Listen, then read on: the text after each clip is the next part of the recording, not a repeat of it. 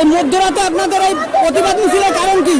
একজন নিরীহ ডাক্তারের রেপ করে খুন নৃশংস হত্যার প্রতিবাদে আজকে মহিলা পুরুষ সবাই একসঙ্গে রাস্তায় নেমেছে।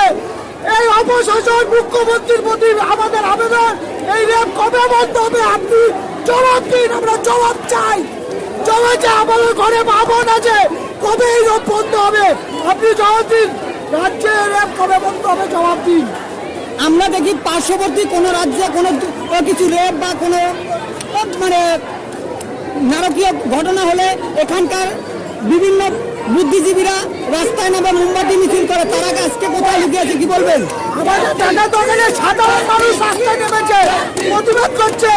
একটা নিরীহ ডাক্তারের জন্য, তার জন্য প্রতিবাদ করছে, সেজন্য রাস্তায় নেমেছে, তার জন্য প্রতিবাদ করছে।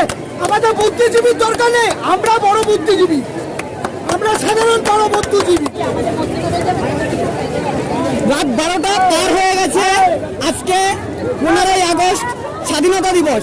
কোথাও গিয়ে কি নারীরা স্বাধীনতা ঠিকঠাক পাচ্ছে না? জায়গায় স্বাধীনতা নাই রে। সাধারণ মানুষের যদি এই অবস্থা হয়, একটা ডাক্তার যে কিনা তার সর্বত্র সে সেবা দিয়ে পরিষেবা করে, তার জায়গা তাকে ধর্ষণ খুন মামলা থেকে জড়িত হতে হয়, তাহলে আমরা এই স্বাধীনতা কিসের স্বাধীনতা? সরকারকে ইমিডিয়েটলি পদত্যাগ করতে হবে। আপনার সরকার পদত্যাগ চাইছেন? ইমিডিয়েটলি পদত্যাগ চাইতে হবে। আপনাদের প্রতিবাদের কারণ কি? চেষ্টা হয়েছে, আমরা বিচার চাই, বিচার বিচার চাই, বিচার চাই, বিচার চাই। আমাদের রাজ্যের কিছু বুদ্ধিজীবী আছে, অন্যান্য রাজ্যে কোনো নৃশংস ঘটনা বিচার চাই, সবাইকে একটা কথা বিচার চাই, ব্যাস। ভোটের আগে বিচার চাই। দেশ জুড়ে আইন পরিবর্তন করতে হবে, করতেই হবে।